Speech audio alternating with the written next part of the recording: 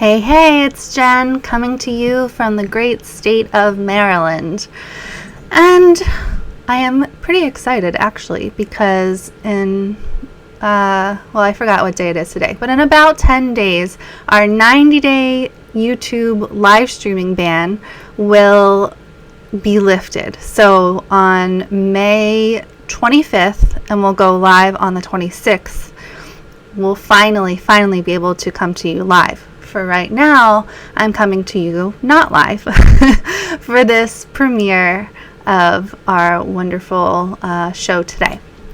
So to give you a little preview, Jordan has done a great interview with someone who is challenging Nancy Pelosi in the congressional race, and his name is Shahid Buttar. And Jordan's done a great interview with him. I can't wait for you to watch it, and actually it'll be the first time I'm watching it as well, so I'll be watching with you. And Nancy Pelosi definitely needs a challenger, and from what Jordan said, he wouldn't be surprised if Shahid is the next Alexandria Ocasio-Cortez as far as popularity, changing things, actually bringing attention to important issues and things like that. But before we get to this great interview, it's time to make you a little bit mad. And why would I want to make you a little bit mad? Just to show you how corrupt the corporate media is, of course. It's Morning Joe this time, and frequently, if we're being honest. But Morning Joe has come out pretty strongly for Biden. I mean, they haven't endorsed him or anything like that, but what they have done is push him on their show. They make excuses for absolutely everything he does and said, and everything he has done and said in the past, and it's nauseating, to be honest with you. You're gonna see a clip here that will make you feel nauseated. I promise you that. But first, I need to remind you of what Morning Joe did when Trump was running. Remember, they used to have him call in while he was in his PJs, like every morning. It wasn't technically every morning, but Trump used to call into Morning Joe very frequently, and it was very upsetting because they obviously, by giving him so much exposure, and by the corporate media giving him so much exposure, it definitely helped lead to his rise. So now apparently Morning Joe is attempting to do that with Biden. Let's go ahead and watch this clip.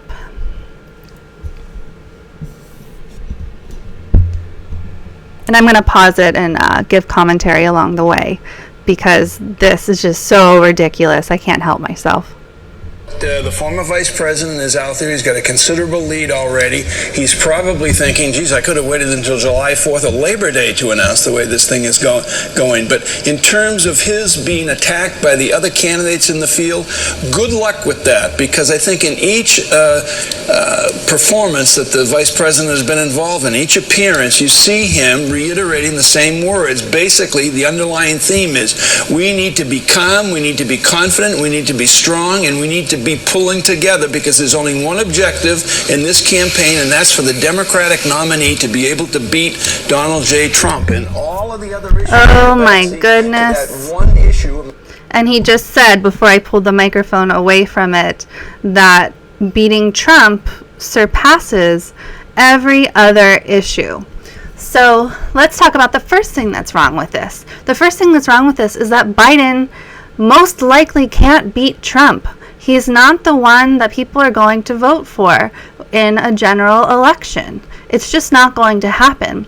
By focusing solely on beating Trump, you're ignoring how much Americans are struggling, what people are going through, living paycheck to paycheck, not having health care. People do care about the issues, and when you survey them on the issues, they care very deeply and very strongly about things like Medicare for all and what Alexandria Ocasio-Cortez and Bernie Sanders just introduced with the 15% cap on credit card and loan interest rates. And even Republicans come out very, very, very strongly in favor of that proposition. Now, they might not say that they like Alexandria Ocasio-Cortez, but when you present it as an issue, the Republicans feel strongly about it and want that 15% cap because it's what's right and it's what would help put more money in their pocket. Same with Medicare for All. It's going to put more money in their pocket, and they're tired of struggling. They're tired of paying so much for health care. Medicare for All is widely, highly regarded across parties. So by not focusing on the issues and by focusing on a centrist candidate like Biden, I would even say center-right candidate like Biden, you are ignoring the needs of American people and what they actually vote on. And it's actually very condescending and elitist to assume that they're just going to swallow the Kool-Aid that the corporate media is trying to give them and vote for Biden just because they want to beat Trump. That's not how it works, and it's astonishing that these political commentators don't see that and don't understand that. I mean, it's supposed to be their profession, right? All right, let's go back to this clip.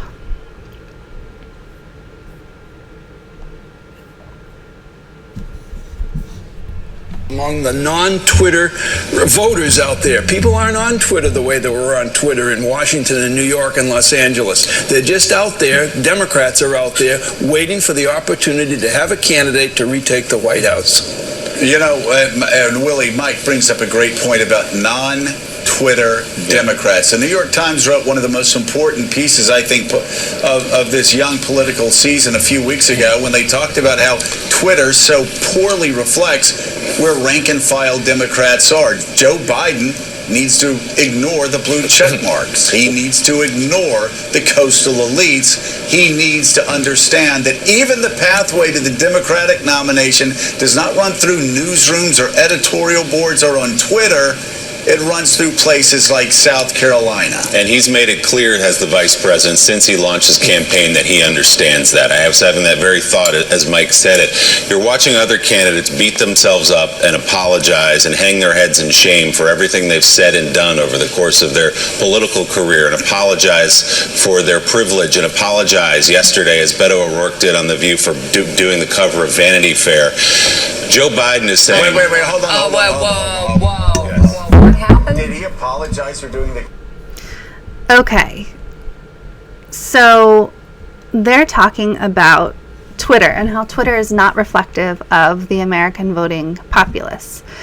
Before we get into that, because I have a lot to say about that, I want to acknowledge that when this was recorded, you'll see messages, like 2 messages pop up from me, and one of them says, because it's screen capture software that we use to grab these clips, so on Jordan's computer, a text message popped up from me, and it said, you can't use that emoji anymore because it means white power now. What I'm referring to is the okay sign emoji. I'm not even going to do the okay hand sign because, and Jordan did not realize this. He, in a response to me, he said okay by using that emoji, and he didn't realize that the white nationalists have adopted the okay hand signal to signal white power. So that's what that's all about. And then I say in the next text, crazy, I know, because it's very sad that such a simple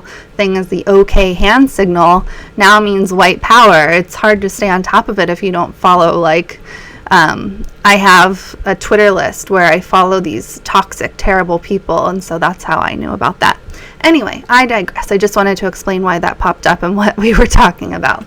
So, Twitter. They're talking about the fact that Twitter is not a measure of how the American voting public really feels, and they think that they'll just accept and swallow Joe Biden as their candidate and as their president, no matter what.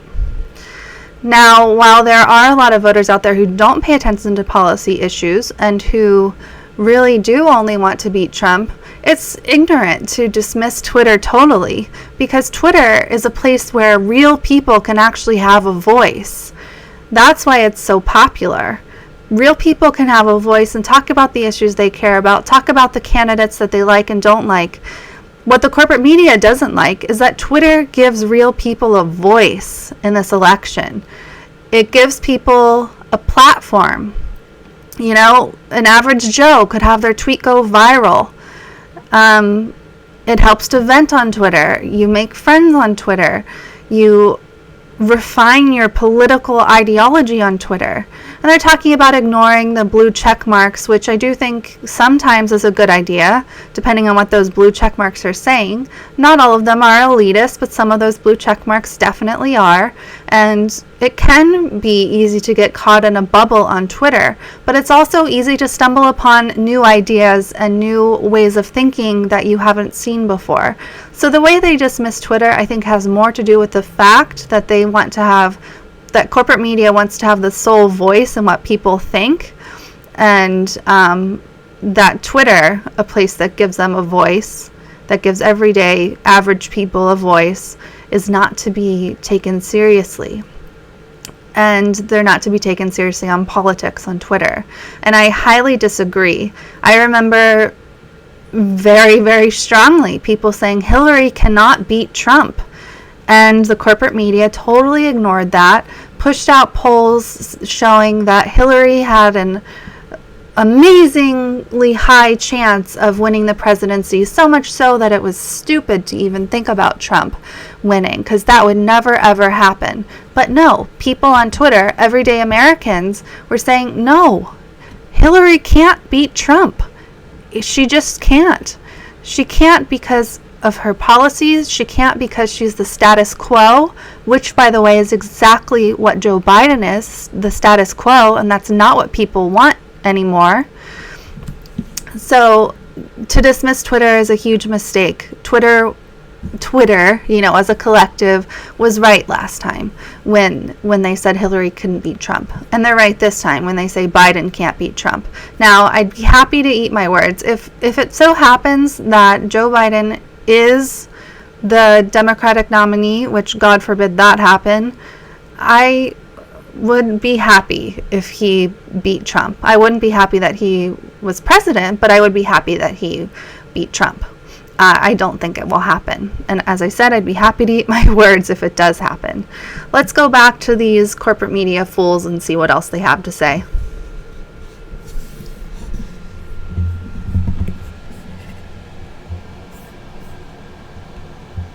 Cover of Vanity He was Fair. asked on the View if he regretted doing the cover of Vanity Fair, and he went on this long and winding thing with his head hung about how it was a part of his privilege that he did that.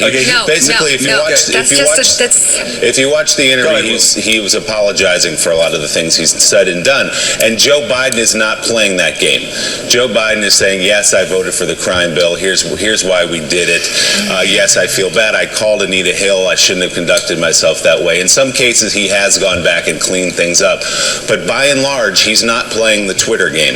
He's not playing the activist game where he feels he has to apologize for everything he's ever done. You know, and there's one other thing involved here, Joe. Mika, And just a quick side note, he said he's not playing the Twitter game. He's not playing the activist game where he has to apologize for everything he's ever done. I'm sorry, but the way he conducted the Anita Hill hearing, he does need to apologize for that, and he still hasn't apologized. He's only apologized for the way it was run, not his part in it, not the fact that he didn't call the additional witnesses for Anita Hill. The activist game, Willie Geist, simply means that real people out there, the voting public, the people who care deeply about policy and politics, are not going to play the Biden game. They are going to look into his record, his voting record, his record otherwise, his policies or lack thereof. Activists and everyday Americans are going to do that. Not everyone's into politics, not everyone will do the deep dive, but the activists will do it for them. Thank you very much, Mr. Willie Geist.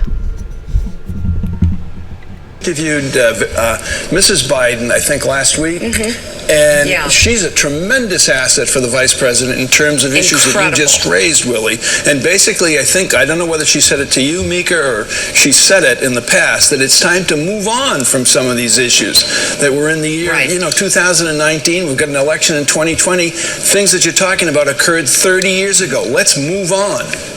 Well, and she's also so tapped into his message and his connection with middle-class Americans, with working-class Americans from all walks of life. As a community college teacher, as a professor in the community college system, she wants so much for community colleges to be seen for what they are, a place for people who want a chance, a place for people who want a leg up. And she wants to work, she wants to continue doing that even if he becomes president. That's how committed she is to that, and I think it folds right into his very, very strong message. It's so interesting that during the interview, Jill Biden said that many of her students did not even know that she was Second Lady of the United States when she was Vice President. She has that effect. She has not been impacted by her time in Washington. She's very, very impressive, just like Joe Biden. I do want to say, and I'm dead serious here, I have campaign. Very, very impressive, just like Joe Biden. I mean, could you push any harder for this Joe Biden character? Where to even begin? They clearly love and are pushing Joe Biden. They clearly love Jill Biden.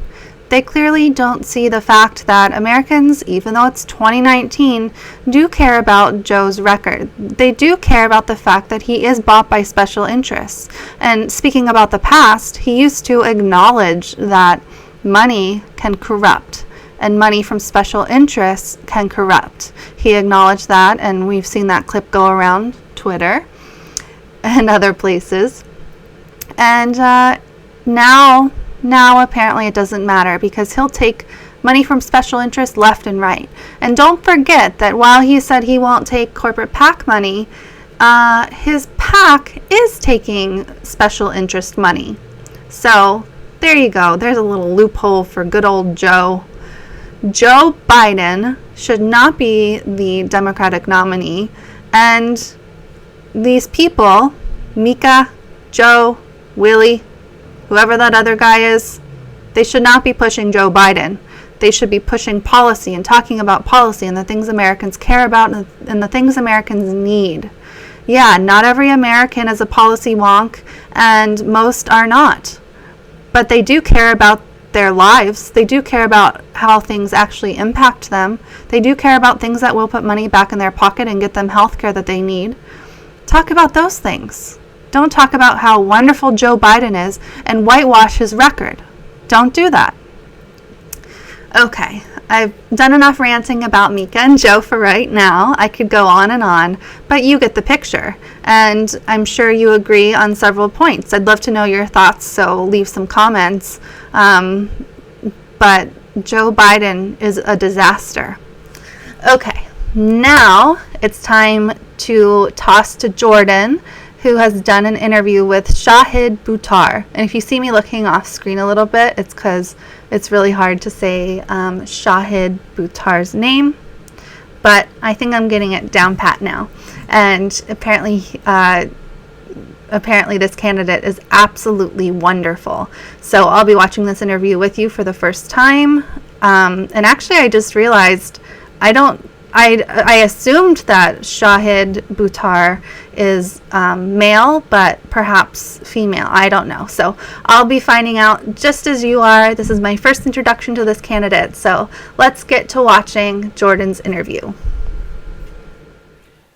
Hey, it's Jordan. I am delighted to be joined by Shahid Butar. You are a constitutional attorney. You've been a nonprofit and activist in the San Francisco area forever, musician as well. And frankly, you just got me on Twitter. I saw your campaign video for San Francisco to become United States Congressman to knock off Nancy Pelosi, who our Status Quo audience knows very well, as we like to cover her, in my view, corruption.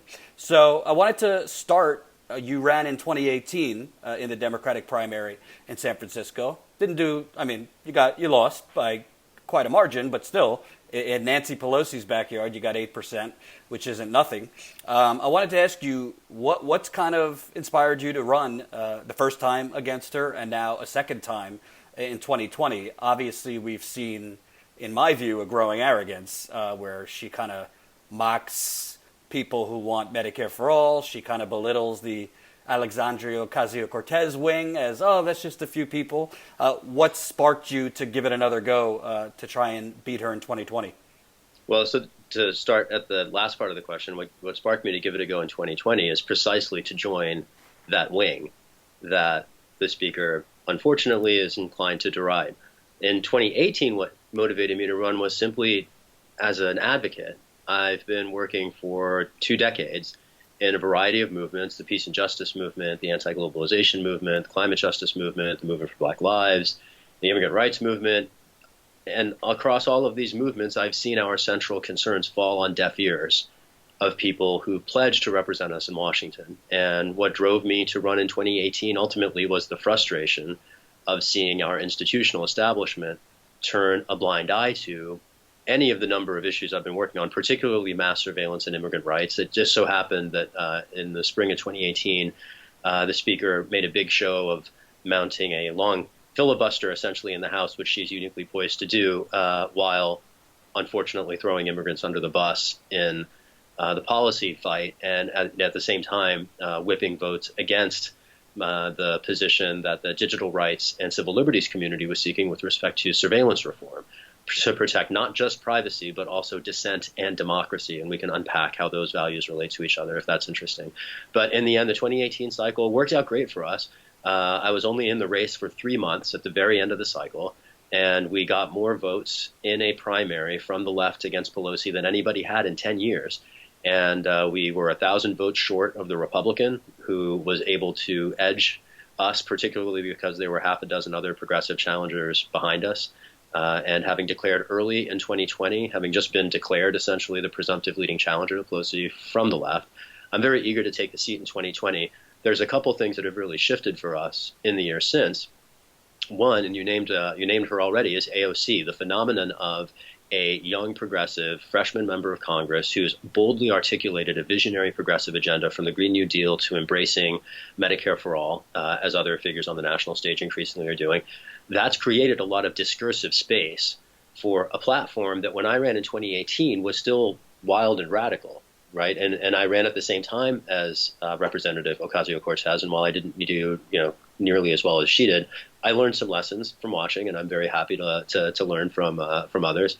And between the new space for a visionary progressive and democratic socialist agenda in Congress, to also the having built a ground game in 2018 that we were able to launch with already. It's a totally different thing to build a campaign from the ground up versus having launched with 80 volunteers and having doubled that number since. We're able to field a dozen people on the street at any given day, and it's a remarkably humbling thing to witness the support of a community come behind my voice. And frankly, I'm the reason I'm running in 2020 is to give voice to those folks in the different movements I've worked with and my supporters who, I think, like me, share a frustration that our voice in Washington for so long has turned a deaf ear to our concerns. Right. And I want to ask you, because when referencing now Congresswoman Ocasio-Cortez, what I think worked for her really well was 2 things. Number one, that viral video that I think it's hard to really capture that somebody is really the same as the people she's trying to get votes for. She really came across, working at a bar and, kind of getting ready and taking mass transit. And, she looked like your average person she was representing in that district. And the other thing was she really out-canvassed. I mean, Crowley didn't do any door knocking, really, but she reached people that traditionally don't vote. How do you do that in San Francisco, particularly in Pelosi's district? Because, you tell me. But there's a lot of old money in San Francisco, and there's a lot of kind of establishment, country club Democrats who don't see a climate crisis like we do, don't see a healthcare crisis, and really buy into this, Trump, Trump, Trump, and, be happy with your incremental change. Right. I certainly don't think that we are going to be very competitive for the country club set in San Francisco. But ultimately, there are more of us, that is to say working people, than there are of them. Right. And one of the remarkable things about San Francisco, because our housing crisis here is so remarkably acute, is that even very highly compensated people feel very intense pressure from their housing costs. I mean, I've talked to people who, tech engineers, for instance, who might make, well over six figures, who will complain about the cost that they pay in rent. And you'll meet people who, maybe are what we would consider independently wealthy now in any other setting, who bemoan their inability to buy a house here because, you can't get in the housing market in San Francisco for, under, I would imagine now it's probably up to $2 million or $1.5 million. I'm certainly never owning property in this city, and I don't think most San Franciscans ever will. A majority of the city is renters, which is to say we share interests in, among other things, affordable housing, which is one of the many values and government investments in social services that Congress unfortunately has abandoned in the last generation while the incumbent in the seat I'm running for has been in office. The affordable housing crisis here in San Francisco, which has a flip side of the coin, is homelessness that is much more visible and people see it here, but the displacement is the invisible side of the coin, homelessness being the visible side of the coin. And it's both of those are challenges that confront cities across the country. Here in San Francisco, it is the issue that dominates our local politics. Many people forget to trace the local problems to the federal root.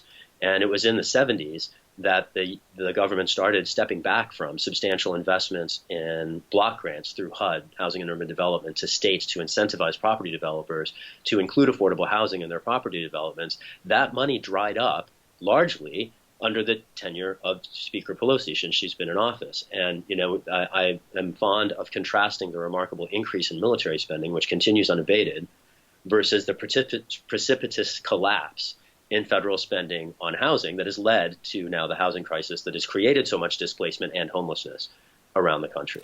And it's interesting you mentioned the 70s. I'd love to know what you think, because what also happened around the 70s, as I'm sure you know, is the regulations and rules on money and politics started to peel off. So you have a lot of big real estate developers who give people like Speaker Pelosi a lot of money. You're definitely seizing on an object of interest. I want to come back to the ground game question that you raised because I was sort of spinning up to that, but I'll come back to that in a second. Money in politics is an issue that's very, very near and dear to my heart. It was one of the very first issues I worked on as a young lawyer in Washington. So my very first case after I graduated from Stanford Law School in 2003 was FEC, Shays Meehan versus FEC. And I was part of the team that represented the House co-sponsors of the McCain-Feingold Bipartisan Campaign Reform Act of 2003. This was a law, bipartisan law, that took a great deal of political will to get through Congress. I think a dozen hearings to craft this measure that aimed to take corporate soft money out of politics. And this was a response to a problem that's only grown worse since. In that time, in 2004, we had the opportunity to challenge this. We were supporting the law by challenging the Federal Election Commission's attempt to undermine it in regulation. And we won that case before the D.C. Circuit Court of Appeals 4 years before the Supreme Court in the Citizens United decision laid waste to everything I worked on in that phase of my career. And I do think absolutely repudiating the notion that money is speech to protect not the individual right to articulate one's perspective with as much force and capital as one can put behind it, but instead to protect democracy, the shared norm that relies on one person, one vote, right? We have a tension between the individual right and the collective right here. And the collective right to democracy, I think, is more important than the individual right to subvert it by giving some voices megaphones that drown out all others. Mm-hmm. And on the ground game question, if I can. Yep. So, the key way to win any election, particularly against an entrenched incumbent, is to drive new voters to the polls. And I want to step back from the question to put it in a context and then zoom in on it. A lot of people, centrists in particular, often think that politics are static and that they're arrayed along a bell curve. You have people on the left, you have people on the right, everybody's in the middle, so you win an election by aiming for the middle, right? And that's a very confused, mistaken, shallow understanding of politics. You'll see all the pollsters, most of the mainstream media, that's how they understand the game, right? In fact, politics are fluid, and people respond and shift in response to what they hear and what they learn and what they get exposed to. And we know that in the United States, the majority of people don't vote, right? Our turnout is abysmally low. If we crack 60%, we're excited. And that is to say the sleeping giant in this country are the millions of Americans to whom politics has seemed like so much noise and distraction without anything meaningful to offer them. And the way that you activate and engage that segment is by speaking to our interests, right? Medicare for All does that. Every American at some point, everyone gets sick. Everybody has parents who get sick. Many people have kids who get sick. They need surgeries, they need doctors, they need medicine. Every one of those experiences can either be opportunities for corporate predation by pharmaceutical companies and health insurance companies, or they can be opportunities for us collectively to respect our human dignity and share our resources and provide health care as according to need instead of as according to exchange, right? We already do this for public education. We already do this for fire services. Why don't we do it for the hospital? It makes no sense that we allocate health care according to profit. It is barbaric, frankly. And I think when we propose these kinds of solutions to people's lived needs, I think we can reach legions of people, frankly, who haven't participated in the political process before. And that's exactly what I plan to do, both by being very visible on the ground at all the movement events over the next year, also by being very present in the different communities around San Francisco. We're doing 2 events a day on the weeknights, 3 every day on the weekend. There are signs up all over the city. We're just getting started. I have a year to win this race, and I have every intention of doing that. And I wanted to get into San Francisco in particular. I was just in Seattle reporting on the homeless. I mean, I think it's beyond a crisis. It's a catastrophe at this point. I'm from New York City, so I'm used to seeing homeless people, but it seems to be, in the kind of in the shadows of Amazon. You have in Seattle, they call it Jeff Bezos's balls because the Amazon balls are right there. But, I mean, you have, like I'm sure in San Francisco, in Seattle, rent's gone up about 70% in 5 years. I mean, this is creating an unlivable, it's not just Seattle, San Francisco, Portland, L.A., Chicago, New York, we could go on. D.C. to some extent, yeah. Right. So I'd like to ask you, because I remember I went on vacation as a kid to San Francisco, and I loved it. And now I go back to visit my cousin. It's still great. It's still beautiful. But I think it's beyond gentrification at this point. And it's, as Bernie Sanders has talked about on the campaign trail, it's really creating a tale of two cities economically. Could you kind of talk about, I know you've worked on private data issue, and we'll talk about that, but with the advent of technology, how would you as a congressman actually make these companies responsible for the people they're displacing? So there's a couple different ways to slice this. Here in San Francisco, in the last election cycle, we adopted a measure, Proposition C, which taxes large companies to provide essentially services for not just homeless folks, but also public investments in affordable housing and a variety of services. I think that's ultimately a more appropriate place for this to happen at the local level. I don't think so one issue here is at the federal level, we allow corporations to escape most federal taxation. Amazon, for instance, paid zero taxes. That is unconscionable and preposterous. If corporations paid their fair share to the general tax fund, that would alleviate a lot of the pressure, particularly under Pelosi's unilateral rules that constrain spending on social services, as Republicans have long preferred.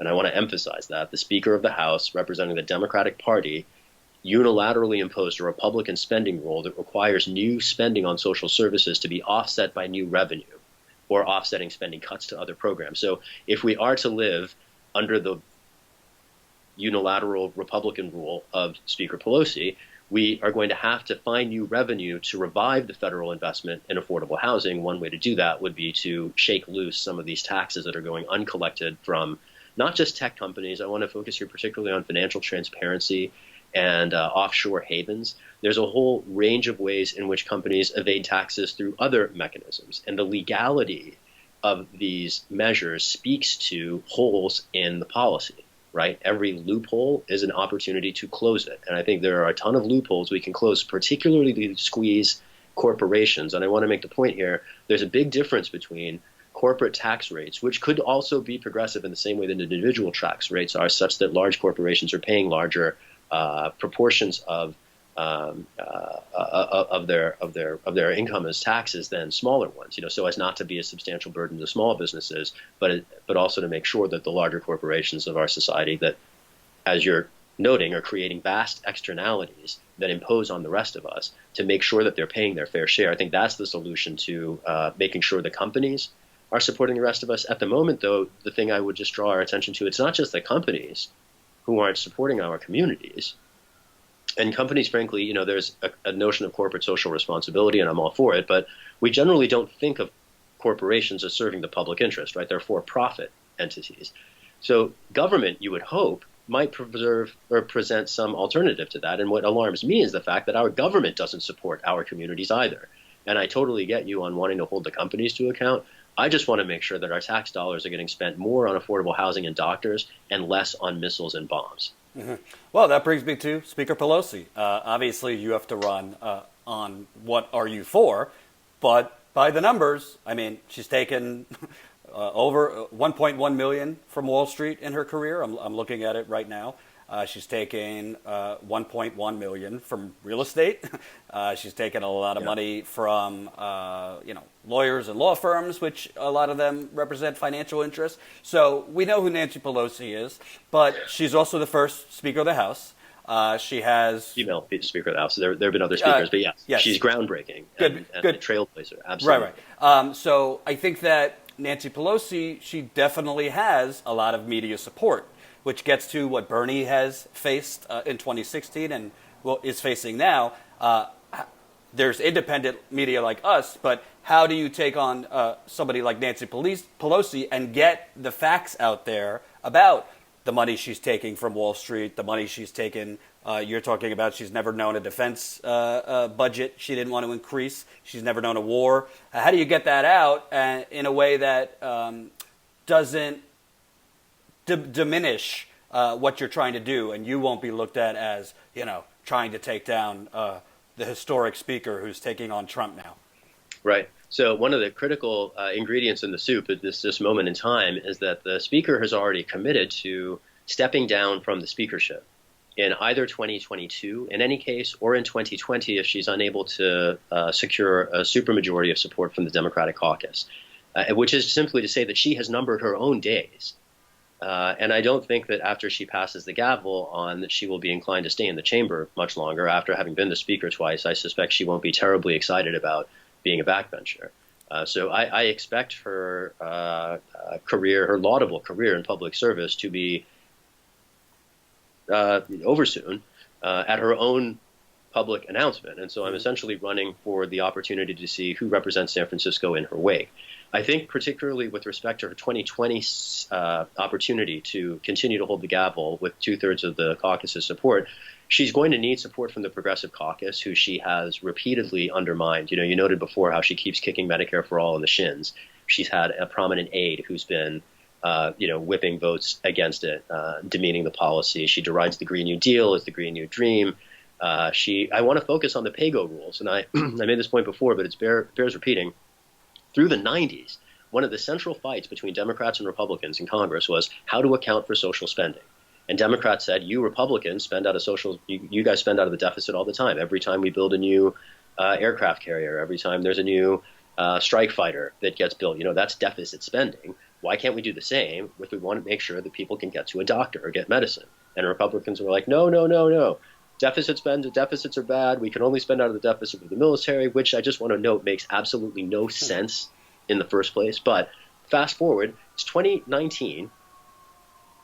Nancy Pelosi is a Speaker of the House for the second time, so she's very intimately acquainted with Washington. And what is the very first thing that she does? Adopt the Republican demand from the 90s to hamstring the Democratic caucus and prevent social spending to serve the needs of the American people. That is not an act of resistance to this administration. It's not an act of visionary response to the various crises that are besetting the American people and future generations. It is an abdication of responsibility.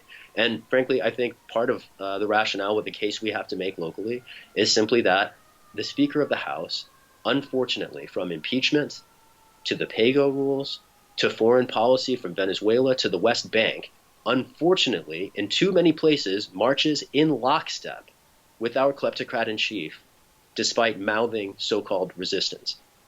And I think enough San Franciscans certainly are outraged by this administration that they will show up to the polls and we will seek real representation to make resistance more than just a hashtag, and send someone to Congress who's going to be willing to fight. I've been doing the job of fighting power in Washington while representing San Francisco's interests for most of the last 20 years, either in San Francisco. I spent a decade in Washington working inside the institutions and outside the institutions to actually mount actual resistance to Bush's wars, to Obama's assault on civil liberties, and I hope to do so if this criminal administration survives the next election, God forbid. I want to make sure I'm in Congress to make sure that Trump doesn't run roughshod over the Republic. And I hope particularly to support a Senator Sanders agenda to drag us out of this mess. And I also want to, before I get to the next question, just point out, I mean, Nancy Pelosi is the leading national figure from California, aside from the governor. So if she was a proponent of Medicare for all, odds are it would have had a little easier time passing in California. California was primed to be the first state to pass single payer. Nancy Pelosi could have led on that, and we know what ended up happening. Yeah, that's right. I would not describe Speaker Pelosi unfortunately, as a leader. She's a great tactician to whip votes, but she hasn't historically led. Right when Bush was invading countries left and right, and we had hundreds of thousands of San Franciscans marching in the streets, she voted to continue Bush's wars. When she was given evidence that the CIA was violating international human rights commitments that we fought a world war to establish in the first place, she didn't raise an alarm. She swept it under the rug. When Edward Snowden came forward to note that Obama had continued the Bush-era assault on privacy and dissent, what did she do? She participated in the vilification of a public servant who resigned his career to serve the public interest, and instead sided with Beltway agencies, who Eisenhower warned us to fear. Right? We were warned by the creator of those agencies that they would come to undermine our liberties and our democracy. And we should have people in Congress who remember that warning and who are willing to act informed by it instead of being all too often, as you're noting, actively complicit in it. And I'd like to get into your background a little more, moving on to the Trump administration too, because you're an immigrant, you're a Muslim, and you're seeing now day to day, basically a not so subtle, I think, Islamophobic, and some of this. I mean, that Trump tweet, basically trying to depict Congresswoman Omar to me as a terrorist, is just beyond the pale. Tell the audience a little bit more about your background, your story, and your thoughts, because obviously San Francisco, which is a diverse, mixed bowl of many religions and sexual orientation, and it's always been known as that. But what Trump and the Republicans are trying to do is basically create an other for political gain. Absolutely. And I want to focus not on Islamophobia, but the flip side of the coin. And I often say to Muslims, who are concerned about Islamophobia, get in line, because the racism that we are confronting has long been established. African Americans have been dealing with these challenges in far worse ways than us for 400 years. So as much as I share concerns about Islamophobia, I feel like calling it that is entirely too charitable to the right wing, because it's not Islamophobia, and it's not anti-black racism. It's not anti-immigrant xenophobia. It's not anti-gay homophobia. It is intersectional fascism that affects and threatens all of us.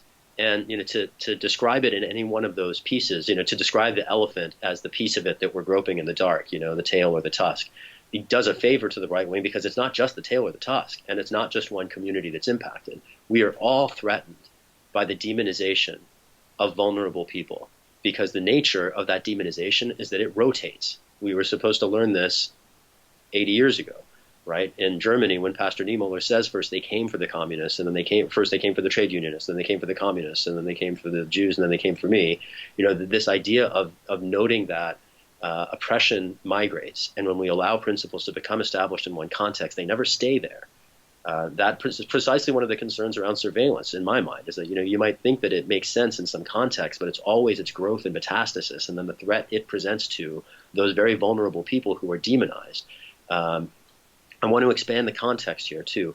A lot of people think that a constitutional crisis started on September 12th, 2001, and that before that the United States was a sterling example of peace and justice that respected our own constitutional norms. And they might forget that the FBI tried to drive Dr. King, Martin Luther King, to an early death before he was lionized with a monument and national holiday appropriately for a legacy that we generally ignore and overlook even still today.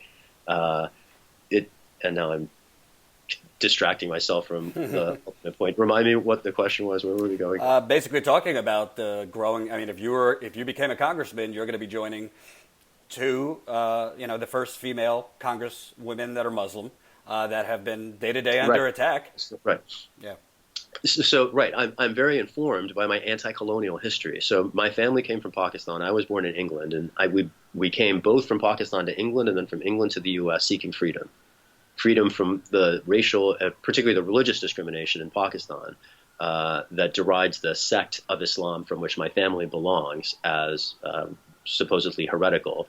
We're basically like the Muslim equivalents of Unitarian Universalists in that we acknowledge the legitimacy of all practices, essentially, particularly ecumenical, but that is objectionable to a traditional Muslim sensibility, and so we were heretics there.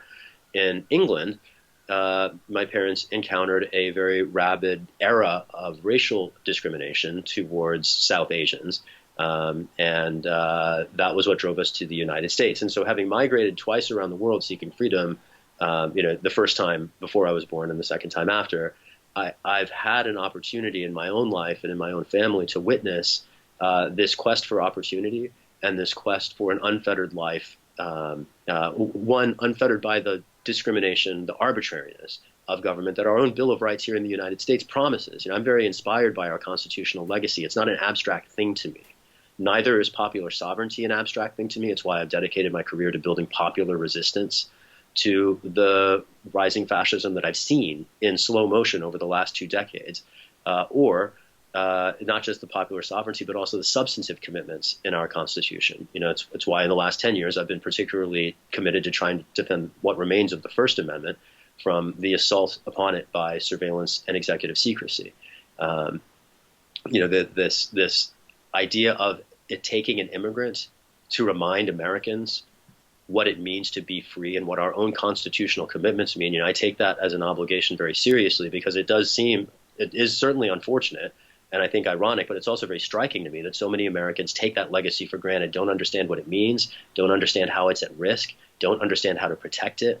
And frankly, I feel some degree of privilege, perhaps, I would say, in having the opportunity to be here at this place in this time wielding my background, if only because, I feel like I've spent my life preparing for precisely this kind of crisis and to represent my neighbors in trying to stop it. Mm-hmm. And I want to ask you specifically, because I know a lot of what you've worked on over the years is privacy rights, surveillance. So it's kind of comical watching our current lawmakers, grill Mark Zuckerberg because they clearly don't know a thing about technology, data. So if you were to become congressman, you're looking at right now Facebook basically knowingly or unknowingly selling away data to the highest bidder. We obviously live in a surveillance state where, at any given moment, just by your credit card, they know what you're doing and where you're going. We know that Google, there's been kind of abuses with data, surveillance, things like that. And I think it's really becoming more prominent because people, just passively on Facebook and things like that, don't really think, all their information is being circulated all over the place. Tell people kind of your background with that and what part of your platform is to rein in some of these abuses. Yeah. So I work at the Electronic Frontier Foundation. I've been there for the last 4 years. I was hired by the organization to bring to it a strategy I'd established at a nonprofit that I'd led for 6 years before that. That's now called Defending Rights and Dissent. So what I've done at EFF over the last 4 years is build a national grassroots network of local digital rights organizations, hacker spaces, community groups, campus groups that are in many places informing their neighbors about digital rights issues. In many places, they're mounting local advocacy campaigns, challenging, for instance, police surveillance in their respective cities, or seeking net neutrality protections at the state level, or a right for owners of digital devices to be able to repair and tinker with their devices. So that's been my work at EFF, particularly focused on digital rights across the spectrum of surveillance, privacy, censorship issues, which implicate intellectual property like copyright and patent, and particularly developing action targets for people at the local and state and federal level to promote those movements in policy. With respect to the companies, there are a whole bunch of issues to consider here. One of the ones that I think is most critical is the fact that anything the companies get, the government gets too. And I want to distinguish, on the one hand, Facebook might collect information from you while you use not only its platform, but the rest of the web too, and they will co-opt numbers that you give it for two-factor authentication security purposes to then use for marketing purposes. And these are profound problems that I would like to see people have alternatives to embrace. And in the lack of choice in the online arena across the different platforms is one challenge that, frankly, I would like to see addressed. Oversight could be really effective at that. The oversight process in Congress has been woefully ineffective, as you noted. For members of Congress, if I had an opportunity to grill Zuckerberg, what I'd be asking about are what are the comparable services in each of the particularly targeted advertising markets that the company serves. And it would, I think, reveal itself on the congressional record in an oversight hearing of that sort, that there is not nearly as much competition that federal antitrust regulators might think. So to inform the regulatory process through the oversight process is a critical one. I studied antitrust law before leaving law school, and had an opportunity, to briefly re-engage those issues in the contemporary context. And I'm eager to see what Congress can do to inform antitrust enforcement. There's a whole other opportunity here to breathe new life through legislation into visionary antitrust reforms that would, for instance, resuscitate through a statutory measure long forgotten jurisprudential doctrines, like, for instance, the essential facilities doctrine. I wrote an article about that for EFF recently that might be interesting to people. And then finally, the biggest issue, again, with the companies is that anything they get, the government gets too. And there's a couple different problems here, the most present of which, in my mind, is the PRISM program. So there is one of the many programs that Edward Snowden revealed is the practice of government agencies into hacking major tech companies to take whatever data the legal departments of the companies won't give over willingly. And Congress has never, in the last 6 years now, seen fit to do anything about it. That is preposterous.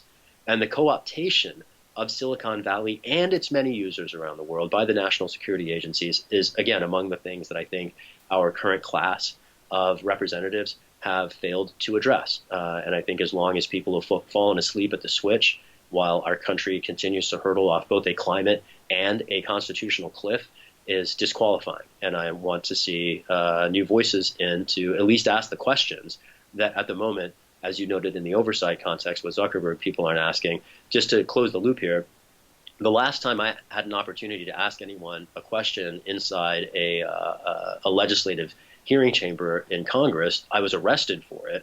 And that was for asking an Obama administration official how he got away with lying to Congress under oath about mass surveillance when Eric Garner was killed in the street without a charge or trial 6 months before. I didn't break any laws in asking this question. The hearing was over. I was just approaching him as a journalist, and I was arrested for an act of journalism. I would like to be in a position where someone has to actually answer these questions instead of putting me behind bars for even daring to raise them. And lastly, as we mentioned in the beginning of this, there's going to be other progressive candidates. You were the top performing progressive candidate in 2018 in the primary against Pelosi. So it's San Francisco. There will be others who run on the progressive side. Yeah, I'm sure. What would you say sets you apart from them as why people should gather around you? Because obviously you don't want so many progressive candidates that it splinters an already tough uphill climb to take out Speaker Pelosi. Yeah, that was one of our challenges last time, is that there were so many candidates that sort of carved up the field a little bit. Ultimately, I was more compelling to the electorate in the last cycle than campaigns that had been in the race for 4 times as long as we were, and that outspent us by as much as 30%. So it was pretty clear to me in 2018 that the local movement expressed itself. And so having had that momentum, I think that's one thing to just note, that anybody else who runs against me in the cycle won't have had that. I think also, there are people I understand who plan to mount campaigns. I haven't seen any volunteers for any other campaigns. I haven't seen any window signs for other campaigns. I haven't seen any media stories about other campaigns. And as far as I can tell, the volunteers across the local movement who are interested in unseating Pelosi are working with us. Mm-hmm. And that's about as much as I can say. If somebody else wants to run and raise their concerns, more power to them. To the extent they agree on a visionary socialist agenda, I think that's great. I think the biggest thing that voters should focus on when they evaluate candidates is not only what they say, but particularly what they have done, and what they have done to promote the values that they say they care about. It's as a candidate, there's lots of ways to have participated in the political process. I've written articles for major publications. I've been quoted in international news media. I've testified at local bodies. I've testified at federal bodies. I've written coalition letters. I've mounted federal lawsuits. I've managed state lawsuits, some of which, in the marriage equality context, ended up being quite influential in terms of their later import, and the campaign finance work similarly. I've been arrested in San Francisco. I've been arrested in Washington speaking truth to power. I've been on the front line with communities from Ferguson to D.C., to the mission here in San Francisco. And I think that solidarity, the demonstration of solidarity, is the thing that I would invite voters to particularly insist upon from any candidate who seeks their support. And I think it's really critical at this time that we move beyond representation as a projection of someone's career back to representation as a public service. And, I've been representing my communities without a seat in Congress vis-a-vis federal policy for 20 years. What I basically want the opportunity to do, what I'm auditioning for the opportunity to do, is to do it with a seat in the body, and the opportunity particularly to get on the other side of the institution and to inform it with the concerns that I've long raised in a variety of ways on a variety of issues. And I would say to voters, evaluate candidates according to both what they say and what they've done, and whether or not you think that they're effective standard bearers for our movement. And as far as I can tell, or at least as far as the 2018 results seem to objectively suggest, I'm the best positioned to make that case vis-a-vis the speaker. And how could people find out more about the campaign, how they could get involved? You can visit us online at www.shahidforchange.us. You can also visit us on Facebook or Twitter or Instagram at shahidforchange. We welcome any support from around the country. Pelosi has a national base, and it will take a national base to unseat her. I'm very eager both to promote more meaningful resistance to this criminal administration and also to secure the political consensus on a Green New Deal and Medicare for all. I appreciate your time this morning. Reach out anytime. Thanks, Ben. Shahid Buttar. We will keep in touch. Thank you. This next story makes me so incredibly mad and sad. Women's rights are being stripped away. When people compare what's going on to The Handmaid's Tale, we're in that stage right now where, if you've seen the show, when they flash back to when things started to get really, really bad, but no one noticed, and people tried to brush it away as no big deal. All the stuff that was happening, all the Republican changes, the violence from police, abortion bans, things like that, when nobody noticed how bad things were getting. That's the stage we're in right now. It's time to stand up and pay attention, because Alabama, the state of Alabama, has voted to effectively ban abortions, all abortions. I think the one exception is ectopic pregnancy, or if the fetus has a life-threatening malformity.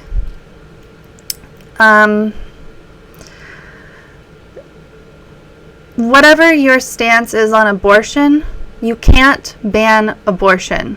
You can only ban legal abortions. It is a woman's right to get an abortion. People will disagree on on the age of the fetus, what that should be. People will disagree on a lot of things, but everyone has to acknowledge that abortions have always existed, they always will exist, and it is a woman's right to make that choice. Being pro-choice means just that. You are pro the woman's choice to either keep the fetus or not and have an abortion. So, I'm too upset and angry about this to go too much further into my thoughts and opinions. It makes me sick to my stomach. It makes me want to cry. Honestly, I feel on the verge of tears right now. So let's go ahead and see. Oh, yeah, sorry. I thought I hadn't pulled up the right article, but I have. But I actually forgot to do something. So let me see if it'll let me do it right now. Sorry about this.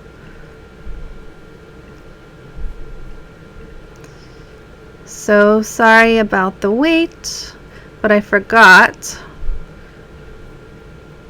to do this. Okay. Sorry about that. I forgot to add in the articles that I wanted to read and the tweets that I wanted to read. As I said, I'm on the verge of tears about this. It's the freaking Handmaid's Tale. It's disgusting. We all have to stand up. No matter how you personally feel about, if you're a woman, no matter how you feel personally about your own body, and whatever decisions you would make about your own body, that has nothing to do with what the decisions that another woman makes about her body.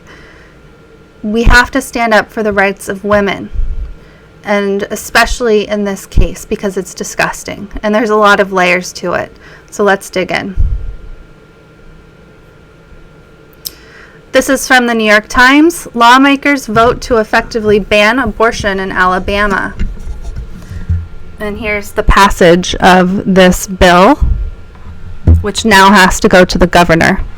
What it's designed to do is to go to the Supreme Court and challenge that particular precedence that said in 1973 that abortion is legal on demand, essentially anytime, anywhere, for any reason. I say that you better be very careful about what you want to overturn.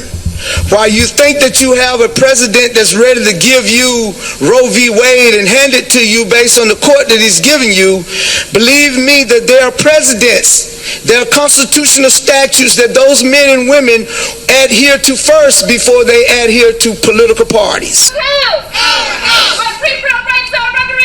What do we do? Stand up, fight back. Who's who? What do we do? Stand up, fight back. What do we do? Stand up, fight back. So, in case you didn't catch that, hold on 1 second. It's not letting me close this crazy window. There we go. The purpose of this, they don't actually care about this bill. What they care about is having it kicked to the Supreme Court of the United States so that they can overturn Roe v. Wade. That's the entire purpose of this bill. That's why they made it so strict. Okay, this was written by Timothy Williams and Alan Blinder out of Montgomery, Alabama. The Alabama Senate approved a measure on Tuesday that would outlaw almost all abortions in the state, setting up a direct challenge to Roe v. Wade, the case that recognized a woman's constitutional right to end a pregnancy. The legislation bans abortions at every stage of pregnancy and criminalizes the procedure for doctors who could be charged with felonies and face up to 99 years in prison. It includes an exception for cases when the mother's life is at serious risk, but not for cases of rape or incest, a subject of fierce debate among lawmakers in recent days. The House approved the measure, the most far-reaching effort in the nation this year to curb abortion rights, last month. It now moves to the desk of Governor Kay Ivey, a Republican. Although the governor has not publicly committed to signing the legislation, many Republican lawmakers expect her support. In an email on Tuesday night, a spokeswoman for the governor, Lori Davis Johns, said Ms. Ivey would withhold comment until she has a chance to thoroughly review the final version of the bill that passed. Opponents have vowed to challenge the measure in federal court if it becomes law. Even the legislation's supporters expect that a lower court will block the measure, but it was drafted with exactly that in mind. The ban's architects, reflecting the rising confidence of abortion critics nationwide after the appointment of Brett M. Kavanaugh to the Supreme Court, hope that the justices will use the case to reconsider the central holding in Roe and allow the Alabama measure to take effect. Until now, there was no prospect of reversing Roe, said Eric Johnston, who founded the Alabama Pro-Life Coalition and serves as its president, and has spent more than 30 years trying to ban abortion. Mr. Johnston, who drafted the Alabama bill and sees himself as a purist on the abortion issue, said that he did not support the spate of restrictive legislation that other states have enacted in recent months, including so-called fetal heartbeat bills. These bills essentially ban abortions after a heartbeat is detected, usually about 6 weeks into pregnancy, a time when many women do not yet know they are pregnant. Given the current leanings of the Supreme Court, Mr. Johnston said, making such a measure, which does not directly challenge Roe, the subject of the court's next major abortion case would be a wasted opportunity. Why not go all the way? He asked. The Senate gallery was full before the debate started on Tuesday afternoon. A long line of people waited to take seats when people left. Many in the audience were abortion rights activists, and at times they laughed when male lawmakers spoke about pregnancy and other female health issues. Senator Roger Smitherman, a Democrat, told colleagues that during his wife's pregnancy with their son, doctors had told him it was unlikely that the child would be born alive. Mr. Smitherman said that he and his wife had decided to have the child anyway, and that his son had been born with significant health problems. The significance, he said, is I had the choice. Democrats and abortion rights advocates say that the Alabama measure would drive the procedure underground, endangering the lives of women and girls and disproportionately affecting poor and minority Alabamians. We want abortions to be safe, and we want them to be few, but it should be legal because there will be abortions, said Senator Linda Coleman Madison, a Democrat and one of the 4 women in the 35-member Senate. The people who have the wherewithal will fly out of state, she added. Not everyone can afford to do that.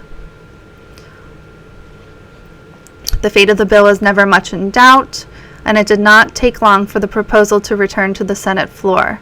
It passed after lawmakers rejected the amendment adding rape and incest exceptions. Senator Clyde Chambliss, a Republican and sponsor of the bill in the Senate, defended the omission of these exceptions.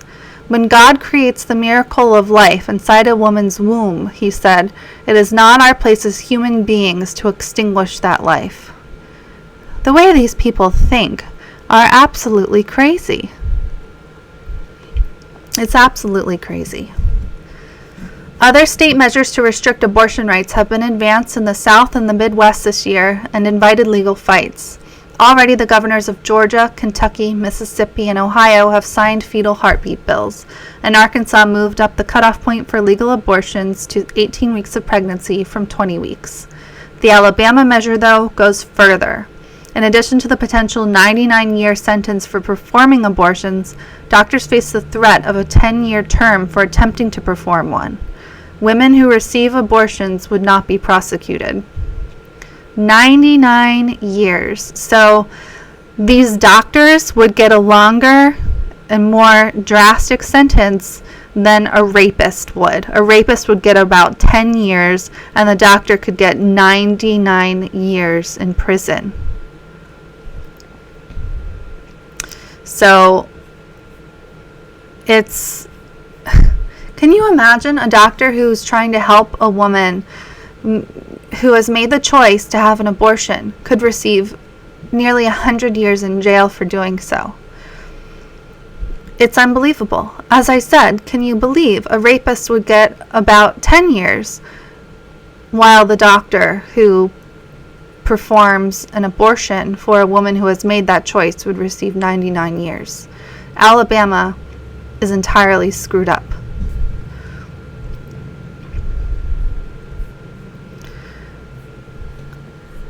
Here is, oh my goodness, all these pop-ups from CNN.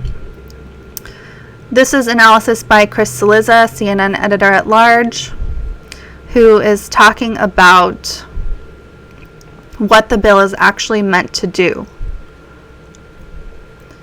So I won't read this entire thing, but I think it's important to drive home what it's supposed to do, and that is Roe v. Wade. On Tuesday, the Republican-controlled Alabama state legislature passed a measure that would ban abortion, with the exception of when the life of the mother is in jeopardy, in all circumstances. The state's Republican governor, Kay Ivey, is expected to sign it. When she does, two things will happen. One, Alabama will become the state with the country's most restrictive abortion law, and two, the law will immediately become fodder for the swirling debate over if and when the Supreme Court might consider overturning the landmark Roe v. Wade ruling. That's what it's all about.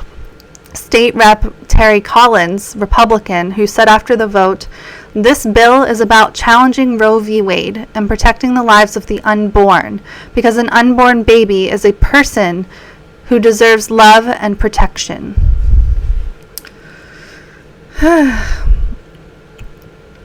I want to say something that I'll say again later on. If you are someone in Alabama who has scheduled an abortion or who needs to schedule an abortion, you can still do so. Alabama, this has not been enacted yet, and you can go forward and have your abortion. You still have that choice. Right now, the doctor will not be sent to jail. It has not been signed by the governor. So please don't cancel your appointment or feel hopeless at this moment. People are going to challenge this in court. People are going to fight this. And I will repeat this later on because a great woman on Twitter goes into this a little bit. So Matthew Glacius on Twitter reiterates that Rep. Terry Collins, who sponsored the bill in the House, told the Washington Post that while she empathized with survivors of rape and incest, the lack of exceptions for those scenarios was necessary in order to force federal courts to intervene on the bill. "What I'm trying to do here is to get this case in front of the Supreme Court so Roe v. Wade can be overturned," she said. Now, here's an important tweet from the ACLU. Public service announcement. Abortion is still legal in all 50 states. It's true that states have passed laws trying to make abortion a crime, but we will sue in court to make sure none of those laws ever go into effect. So please, please keep that in mind.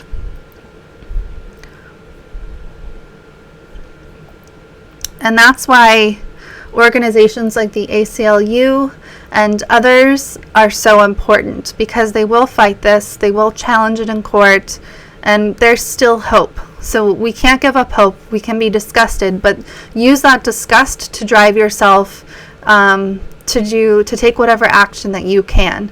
If you are male, make it clear that you support a woman's right to choose.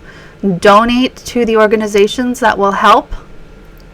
And if you're a woman, you can still go through with your abortion. There are people out there that will support you. Call your local clinic. Call your local activist group that is activists, around abortion, and people will help you. Let's get into Lauren Rankin, who I actually didn't look, but she's very smart on abortion issues, so I didn't look at what her job is. Okay, she's a writer, a clinic escort, and she fights for your right to reproductive freedom. So she says, the Alabama Senate just passed a total abortion ban with no exception for rape or incest. It now goes to the governor's desk where it is expected to be signed into law. Some things to remember going forward. Abortion is still legal in Alabama. If you have an appointment scheduled, do not assume it is canceled. You can still have an abortion in Alabama. Call your clinic and they will walk you through the process. Don't panic yet. Neither this bill nor any other piece of legislation will ever end abortion in Alabama or the U.S. or anywhere. Abortion has always existed and it will always exist. All these bans do is drive abortion underground. You cannot end abortion. You can only end legal abortion. Tonight, I'm donating to the @Yellow Fund, an Alabama abortion fund. If/when this law goes into effect, they will need serious money to help pregnant people leave the state to access abortion care. Every little bit helps. Please donate what you can. Yes, we are facing dark and trying times. Roe is in serious danger, but abortion is still legal in all 50 states, and we will continue to fight to keep it that way. The next few years will be dark. We have the power to make them lighter. Donate to @Abortion Funds and keep fighting. This isn't new, and it hasn't emerged from nowhere. Roe's promise has eluded women of color and low-income women for decades. There is a well-funded, coordinated campaign to end legal abortion, and marginalized women have suffered from the brunt of that effort. Now it's spreading. Who we elect in 2020 has never been more important. Roe's fate may already be sealed, but we can still elect a president who will repeal Hyde, veto restrictions, and nominate supportive judges. You want to be the Democratic nominee? Speak out strongly in favor of abortion rights. Alabama's total abortion ban will be challenged in court, and it will likely be overturned. That is the point. Alabama plans to appeal this case all the way to SCOTUS if a similar ban is upheld, most likely in the Fifth Circuit. It will force SCOTUS to hear it. Roe is the target. It's easy to feel hopeless and defeated in this work, but there's so much good too. My fellow clinic escorts show up every morning to protect patients. Abortion funders literally make access possible. No matter what, these volunteer networks will remain. We aren't going anywhere. Things we're going to do. Donate to @Yellow Fund. Call our local clinic to volunteer as a clinic escort. Things we're not going to do. Tell pregnant people in Alabama to move. Dismiss Alabamians as getting what they voted for. Your rights do not depend on your zip code. So there you have it. It's a sad day, but there is hope. It's disgusting, but there is hope. There are lots of things that you can do. You saw the list from Lauren Rankin. It's a very good list, so check her out on Twitter and get involved, because that's the only way that this can be prevented. Get involved in any way that suits you. I'm not telling you what to do. I'm not even telling you what to believe for yourself. But what I am telling you is that women's lives are at risk. Abortions are health care. And it's time to stand up. Protesters were chanting, "Stand up, fight back." All right. This has been your non-live stream for today, and please check us out on Twitter @StatusQuo. Please like this podcast.